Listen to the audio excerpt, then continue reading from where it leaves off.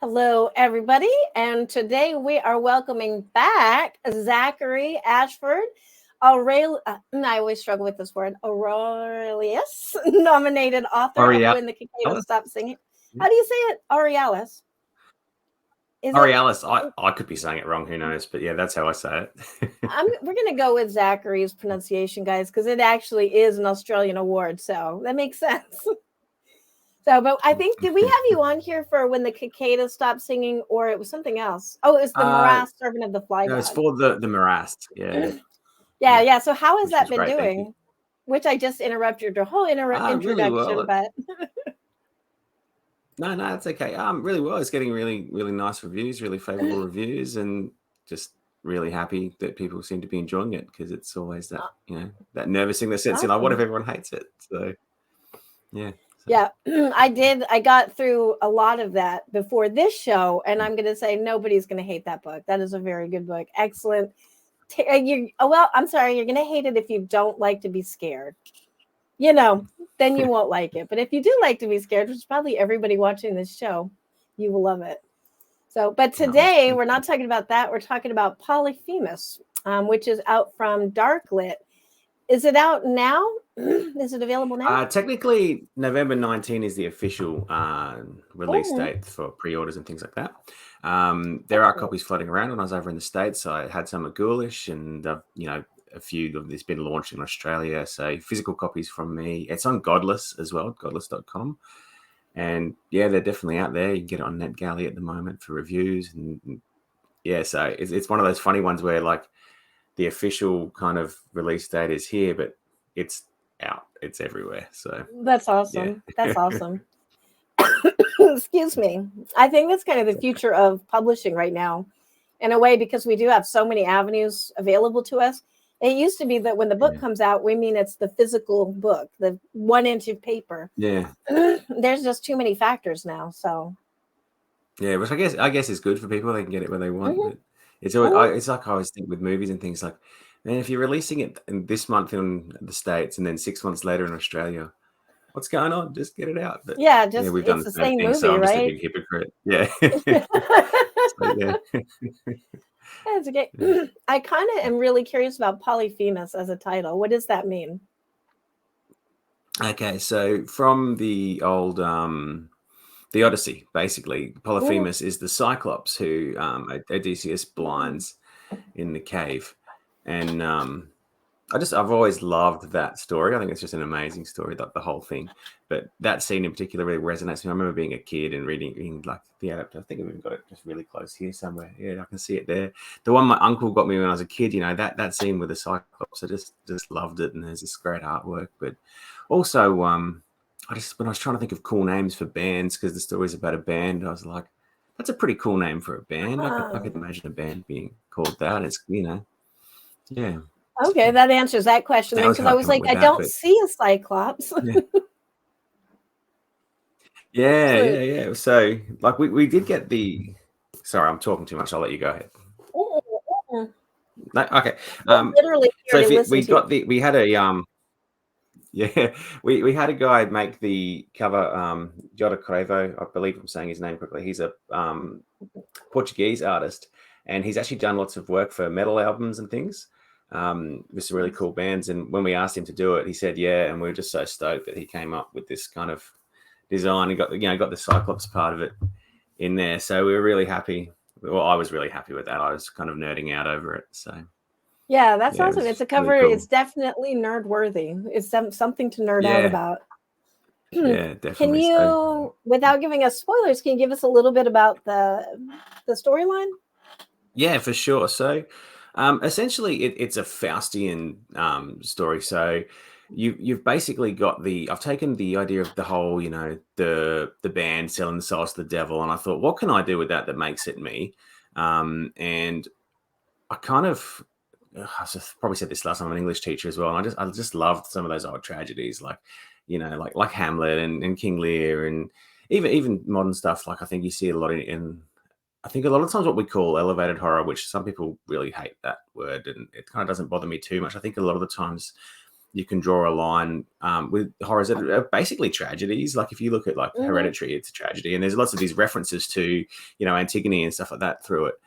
So I really wanted to kind of look at the catharsis of that combined with horror, and I was thinking it's such a good vehicle because that flipping around, there's what's the word? Is it the peripatale, where it flips around? I'm probably getting that wrong. I don't have my notes in front of me. I'm not teaching a class this Saturday morning. What are you doing? But yeah, and take that emotion where we go, oh God, and we just have that release, and just I kind of wanted to do that. So I've sort of riffed on the Faustian thing, but essentially it's this band. Their singer has had an overdose on stage. They're on the eve of their biggest tour ever. He's just collapsed, and they've sort of fallen apart. Meanwhile, they're trapped in this contractual hell with the label, who are like, well, you owe us this stuff. And it's kind of, I remember reading a lot, because I was big on metal and magazines and reading all the magazines. This band is basically trapped here. He wants to come back in, and they're like, no, you can't. You've destroyed this for us. We're screwed now. But he's so desperate to come back in that he will take any sort of means he can. And he basically gets in allegiance with this self-help guy who says, I can help you do this, but you've got to do things yourself. And so there's ceremony, and he actually becomes allied with this dark force. And to get back in, he has to promise that he will provide the souls of his band. And whether that's they're willing to do it or whether they're not, that's where it all comes down to. And there's a really long-winded explanation. I'm sorry. No, that was excellent. But yeah, actually. so it's basically the story great. of this band. Yeah, good. Just and then all the intrapersonals and interpersonals coming through that their own problems in their lives, because they're all kind of flawed people where like you get into tragedy, and then as it all just unfolds, and it's as it's a me book, it's got a monster and all the the murder and betrayal and all that kind of stuff that I just tried to ham up all the Shakespearean kind of twists I could. So well, there's a reason they still work all these years later, centuries later. Yeah, they're good, aren't they? We just did Macbeth just recently, the year 10s, and they're like, this is actually pretty good. You're like, yeah, it's awesome. Like, so that's awesome. Yeah, that's good. Well, when did you put out Cicadas Sing? Because you've got like a bunch of books that just feel like they've kind of come out all together. Like we just had you on for Morass, and here you are with this. Did you write them all together, or are you just really fast? I think it's just the nature of publishing. I mean, Cicadas was 2021, and I had a couple of books in 2021 with Soul Survivor 2 as well, and that was kind of like just novellas. And then it's so weird how it just happens in, because then last year I had nothing. I thought, that's it. I'm just a complete failure. My imposter syndrome was kicking in. I'm just like, what am I doing? Like, I'm just an idiot, like, trying to write these stories that are, spending all this time. But then these two came together. It was really interesting because I'd sort of, when I sold my first short story back in 2018, I started writing Polyphemus, and I just didn't have the skill to write it. Like, obviously the technical skill to write, but to tell a story of that nature, which I think, I constantly try to be improving. And it's one of the linear story of just a person goes from A to B, and there's a conflict along the way and a resolution, compared to how are all these different threads coming off each other. That took me a long time to really wrap my head around how to do that in a way that the story could build tension moving forward. So that came out, and then within a few days of being told, we want Polyphemus, I then also had the Morass was like, we want this, and I was like, oh, awesome, this is great. And then as they sort of came towards release date, we were going to originally release Polyphemus in July. And then Crystal Lake were like, we want to go on this date. And I'm like, that's the same date. I cannot do two on the same day. Like, and so luckily Andrew at Darklit is just an absolute champion. He was like, no stress, man. We'll just move it back, That's awesome. And then, it's been good because it's let him promote things. As, Crystal Lake have so much coming out. They're this machine of just publishing. So it was like, we can't move anything, which I'm like, not that I asked, I just said, hey, this is what's going to happen. And like, he's like, our calendar's full. And I was like, no stress, we've got Darklit, and it was just so, everyone was just so easy to deal with it. Cause I was just like, 2 books in one weekend I just would have melted, I think. Like, That's because funny. life's busy. Yeah. So Oh, yeah, yeah. Well, especially as a teacher. yeah, an English teacher as well. Complain about the Yeah. mark. So we also would hate to teach maths. So Yeah. yeah, No kidding. Do your students know that you write, or is this a secret? Like, don't yeah, look, no, kids. no, they know. Because the first thing they do is Google everyone, and it's always amusing because they're like, "Oh, you've got this book about drop bears. Can I read it?" I'm like, "You're 11. You better not read that." Like, Oh, that's because hilarious. it's very rude. And so, some of the seniors will be like, "Oh, we might check out this one." I'm like, "Look, you need to like, I can't bring you on. Like, it's a conflict of interest. Blah blah blah blah blah. Mm, B, it's an adult book. Like, but we work at a school where the kids are amazing, and even the books we mhm. give them, they're adult books. The senior kids, Oh, not the yeah. junior kids. Yeah. And so, but Well, is that catch-22 of I'm there to teach them. I'm not there to sell them books. I have put them yeah, in the library. exactly. One school was like, put it in the library. We want it in the library, but it's just different with different schools. But yeah, they know, and they always want to ask questions. And some of the kids just absolutely love it, even though they can't read it.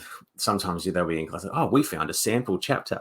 I'm like, "Okay, oh, that book's okay." If it's another book, I'd be like, "Shut it down, shut it down, shut it down." That's Like, funny. so I Yeah. wasn't smart enough. I wasn't smart enough to use a pseudonym. So yeah, that's catch-22, I guess. Yeah, but So it also shows, like, I mean, I always kind of think of it as you are 100% behind your work. And what great inspiration for your students. You're an mm, English teacher. This is this is what we yeah, aspire to, a lot of us. So, yeah, absolutely, and it really is like you can see a lot of the kids like because we're at a school that it's an invitation academic school, so mhm, it's like the kids like to learn. It's just an absolute dream to teach. Like I couldn't imagine any kind of better environment for yeah. teaching because they're just impeccable. You just like, "Okay, guys, we're going into exam conditions," and they're just like, just trained little drones to just learn and Yeah. absorb, and it's amazing That's how well they awesome. do it. So they're really stoked. And like these are the kids. Most schools I've been at, you're like, "Okay, guys, it's reading time," and they were like, "No." And Yeah. this school were like, "Can we have reading time today?" And so Can we have more reading you're like, time? "Yeah, yeah. Can we just read for the whole lesson?" I would love to Yeah. say yes, but we have a curriculum to teach. So So funny. yeah, Well, it's yeah, good that you guys kind of go with the intellectual freedom too, because that's the thing. Just an age doesn't necessarily mean somebody's mature or not mature enough to read certain yeah, material. So by just letting yeah. them That's kind of right. choose, I know a lot of older adults that aren't mature enough. Well, we won't say mature because that sounds like we're belittling non-horror fans, but we'll just say not ready for certain things. Yeah, So, yeah. It's true. It's true. Yeah, yeah, and then there's some kids yeah, that they just take to it. So, not saying yeah. everybody has to That's read right. horror. Everybody, I don't want to hear all these complaints on social media. Well, Yeah, no, it's good. I would like to ask a special favor, if you could. Do you think you could Mm, read to us a little bit out of your yeah, book so we can hear it? absolutely. Yeah, absolutely. So the part I've chosen to read from is just after Stephen Oaks, who's the vocalist who wants to get back in the band. He's met this self-help guy, and he's sort of met him a few times. He said, "Right, well, I want you to come to my club now, and we're going to do something. We're going to make you a part of this." And so as Mm, we come in, he's just about to see the scene where he's going to be initiated. Now, there is a sacrifice of a goat in here. Is that going to be okay? I think so. If Yep. animal violence triggers you guys, then this would be a good time to mute. Okay, So, awesome. Cool. Well, I'll get on with that. And yeah, I'll see you in a few minutes, I guess. all right, good Awesome. luck. I can't wait to hear this. Okay, cool. Okay. Oakes took the vial, weighed it in his hands, then drank the contents. The thing in his peripheral vision seemed to swell, pregnant with anticipation. How strange. Why would he think that? The loiterer, whomever it happened to be, was excited. He knew it inherently, felt it in a strange way, and in turn, that excited him. The presence could have been male or female. It could have been both. It didn't matter. It wanted him, and the drug was good. He wanted it too. He wanted to be inside it, to be one with it. You need to know that once a ceremony begins, it cannot stop. You will see things and you will be spoken to, positioned. Do not resist, not if you want to achieve your wildest dreams and show the world there is far more to Stephen Oaks than the nothing junkie who ruined everything for his friends. Anton took one of Oakes's hands and let India take the other. Together, they led him to the center of the private area where the rest of the black-robed guests had formed a circle. As Oakes approached, the circle parted, allowing him ingress. He surveyed his surroundings. He could make out little of the people wearing their hoods like calls. The whole scene was spooky as hell. If he didn't know better, he'd have sworn the thing hiding in the liminal space of his peripherals was leering at him, tumescent as a lecher, wet as a willing whore. Anton momentarily disappeared, and the deep bass of a ritual drum began to pound. There was movement outside the circle. Then it parted again. Anton, his hood down, his face daubed in smears of blood-red paint, reappeared and stepped forward. On a rope, he led the biggest goat Oakes had ever seen. It must have weighed 200 pounds. It was the size of a Great Dane. It was built like a brick shithouse. Screaming and skittish, it jerked at the rope like a dog that wouldn't heel. Its fur was Stygian black. Its 4 horns reached out from its head like the star in Baphomet's sigil. The spike of its beard tapered into a terrifying 5th point. Its dilated pupils catered from side to side, but they always alighted on the same focal point, just beyond Oakes. But as much as it jerked its head, trying to escape Anton's hold on the tether, it kept its focus. No, it wasn't at him. It was definitely beyond him, as if there was something huge, something predatory there. Oakes tried to catch a glimpse of whatever the goat was seeing, but he couldn't find it. There was only that hungry, horny shape there, loitering like a monkey. Anton dragged the screaming beast into the circle. The ritual drum pounded as slowly as a dying man's heartbeat. The hollow booming hung heavily in the air. The lurking shape swelled with each resonant thud. The goat bleated, apoplectic with fear. It reared and kicked its forepaws, but Anton kept pulling it forward unperturbed. Then, when the next drum beat struck, the entire black-robed audience chanted in unison. With each successive strike, they chanted again and again, a single, ominous Om. The hairs on Oak's arms and neck stood on end, and the shape began to coalesce. Wispy tendrils of black smoke crept in front of his eyes. Anton gestured for him to stay put and remain calm as he approached with the scrambling, bucking goat. He produced a long and ornate knife from inside his robe and shortened the goat's leash by winding it with looping twists of his wrist. The wailing animal was dragged inexorably closer and closer to the blade, and there was nothing its brain could do to stop it. A stream of piss sprayed out from beneath its shaggy belly. An acrid stench steamed up from the growing puddle. Then its bowels released and the smell grew worse. Transfixed, Oakes wondered briefly if India's initiation had been anything like this. Was she watching? Another black-robed voyeur of this bizarre and electrifying ceremony? He had goosebumps. He could have sworn the entity that had followed him all night was caressing him. The hair on his neck stood on end. His balls tightened. Anton's knife flashed and arced through the air. The goat gave a pained scream, then fell silent. It had shat and pissed everywhere, but that had made nowhere near as much mess as the blood spraying arterial geysers. The goat tried to thrash, to escape. Anton was too strong. He held it firm, stoic determination on his blood-drenched face. He pushed his hand into the wound. He reached down, feeling around. Then when he pulled his hand free, he pulled the beast's heart with it. He threw the sinuous thing to the floor and let the goat fall to its shaking knees. Its hind legs scrambled in the mess. It slipped, collapsed panting onto its side. Using the heart, Anton painted a bloody pentagram onto the ground around Oakes. When it was complete, he plunged his hands into the mutilated animal. When he withdrew them, his arms were blood red. Oakes watched wide-eyed, barely able to process what was happening. He stepped forward as Anton reached for him and grabbed his face. The bald man drew a spiral of blood on his forehead. He felt the shifting shape from his peripherals manifest and become corporeal. Something seized him, and as the booming drum and the strange chanting continued, he felt himself pass out of existence. And that's what I've got there. So I'm not sure you'd like a bit more or not. I can do a bit more. But... That is completely up to you. That was awesome. Yeah, I'm going to say you have such a talent for just bringing the visceral in. No, thank you. Appreciate that. Yeah. So yeah, I don't know how long that was. I thought maybe it was about 10 minutes. I don't know. I was just too short. You know what? I wasn't timing. If you have like another little section, I'm happy to listen. This is awesome. Okay, I'll do a little bit then, and we'll go from there. So should I just do a brief context and say this next part?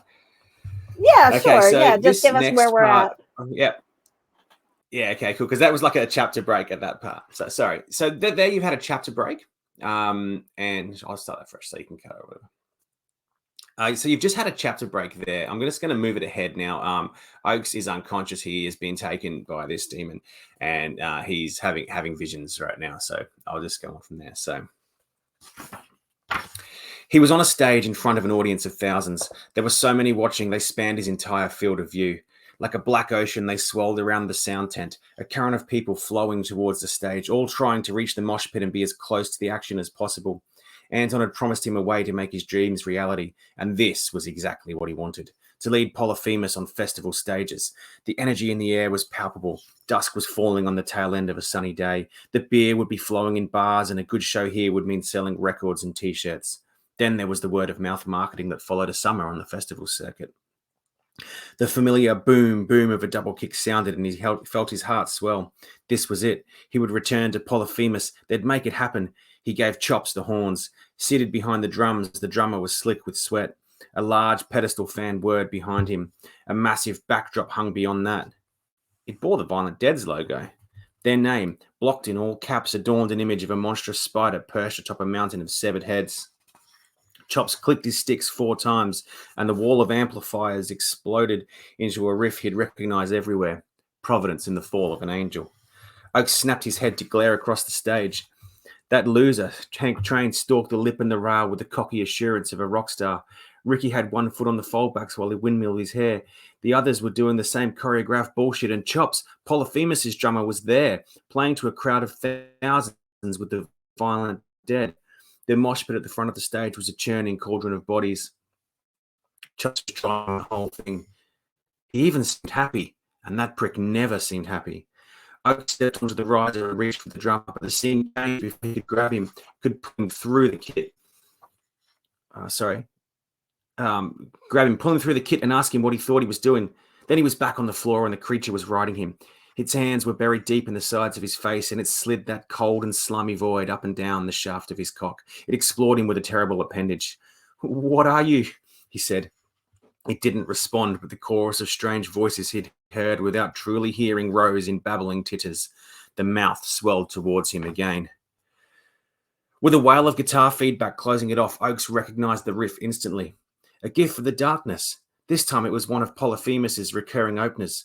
At only 4 minutes, it wasn't their longest, but it was written to crush the pit. When they kicked things off with this bad boy, the audience only needed to get to the fist-pumping chorus to know what they were in for when they came to see Polyphemus.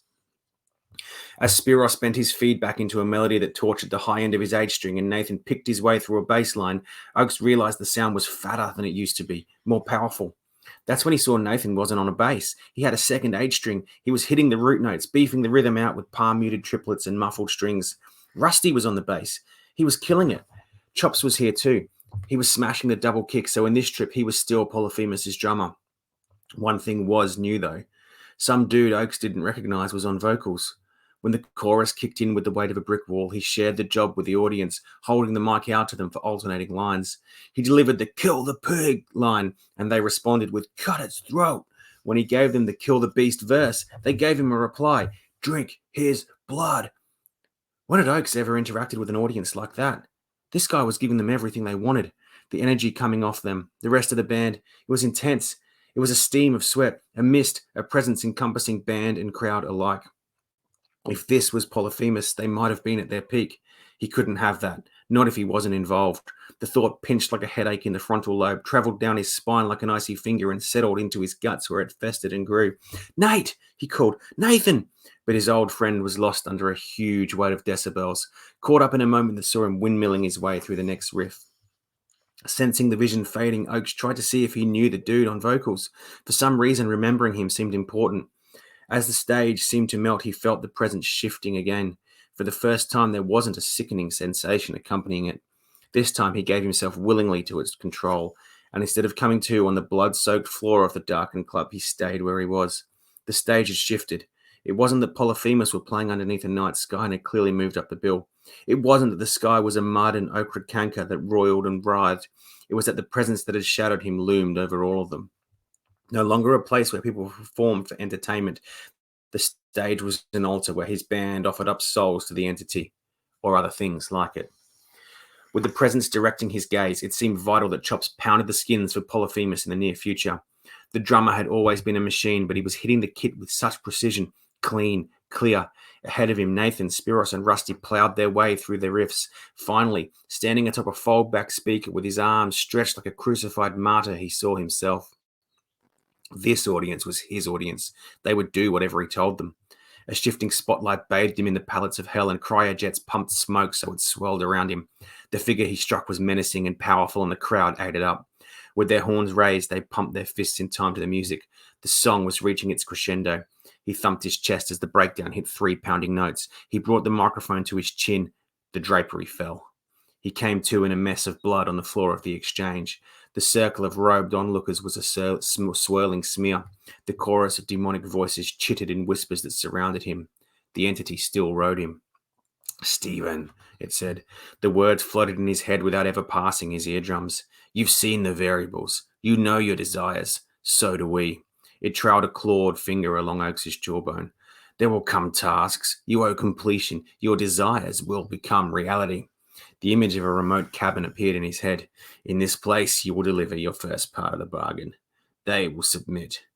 You shall have your desires." And that's it. I'm definitely done this time. Wow.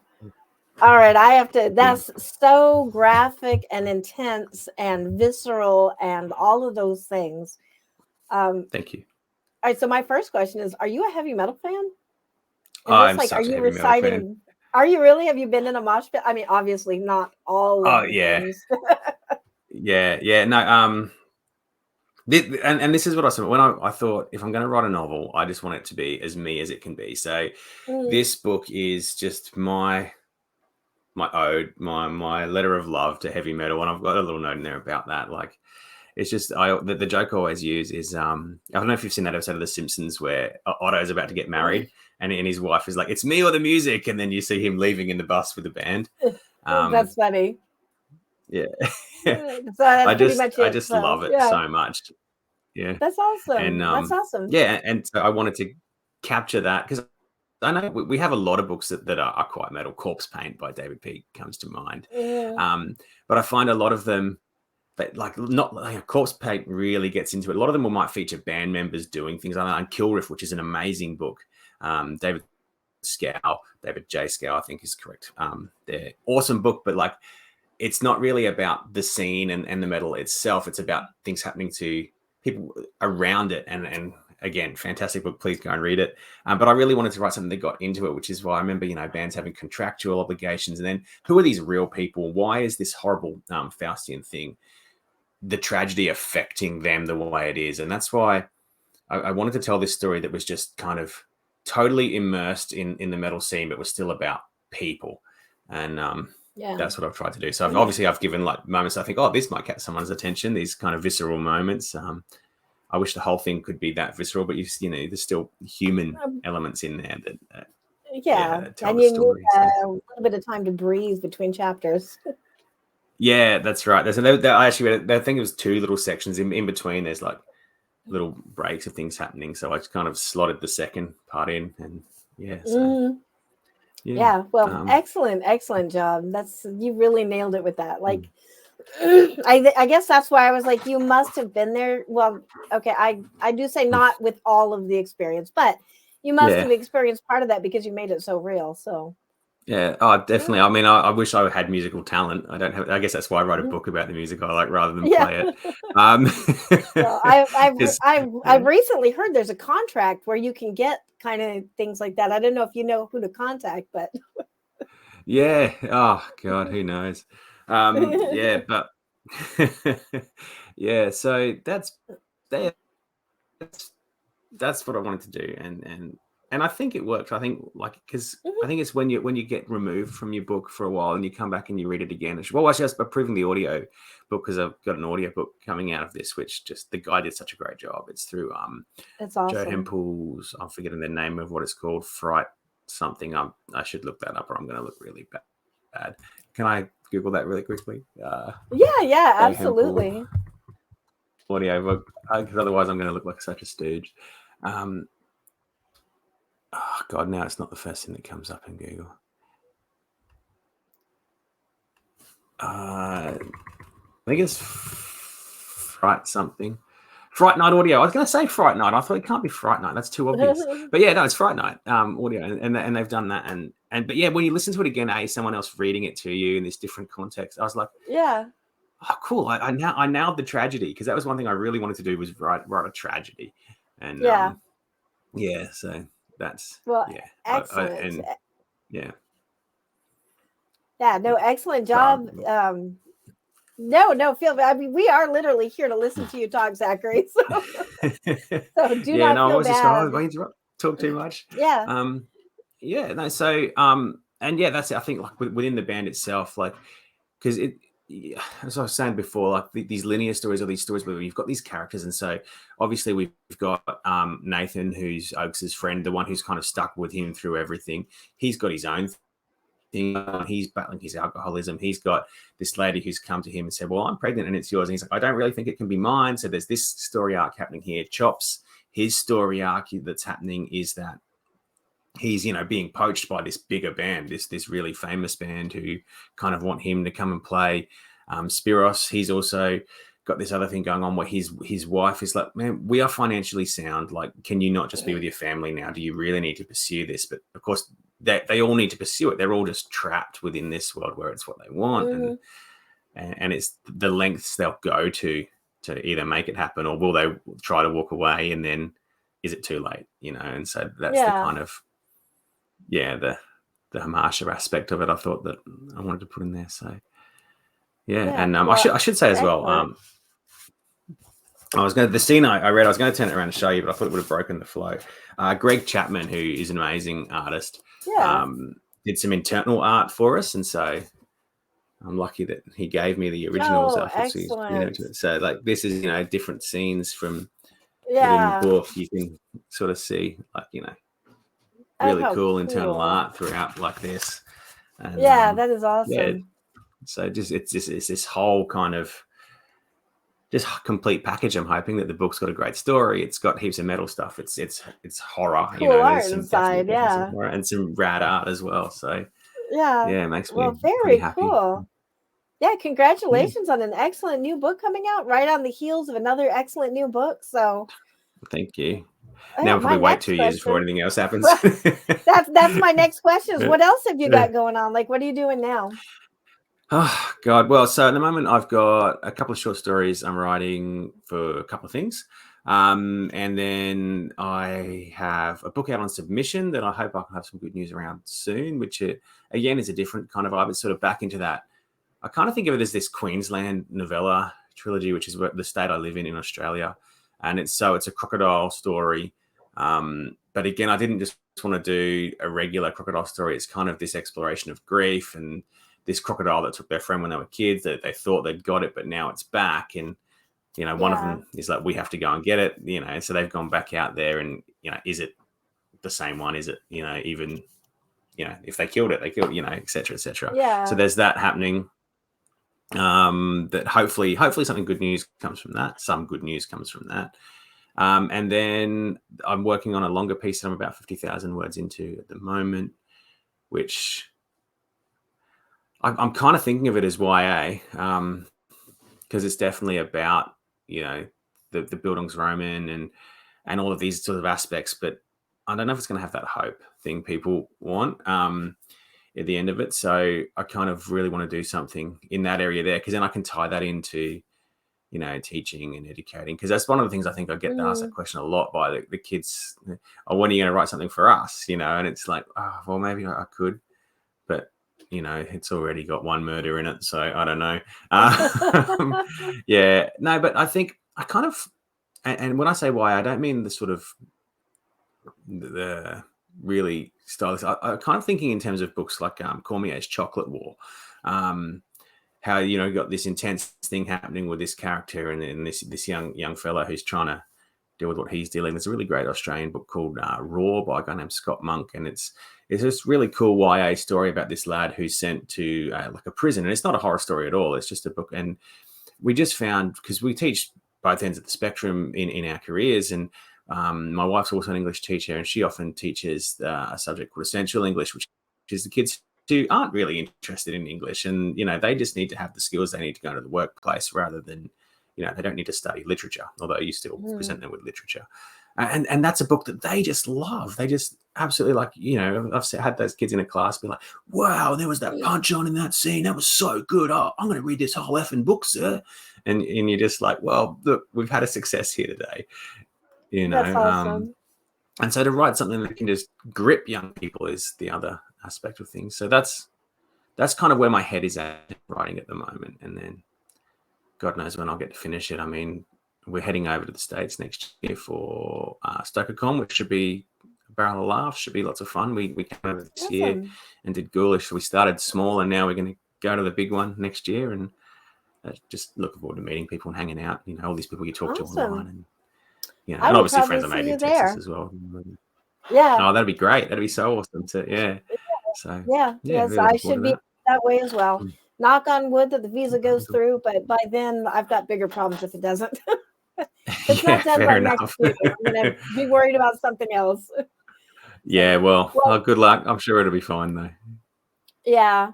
Where can we find you? Like, if we want to look, obviously, your bio and your links are going to be in the description, including the link to Polyphemus and the Morass.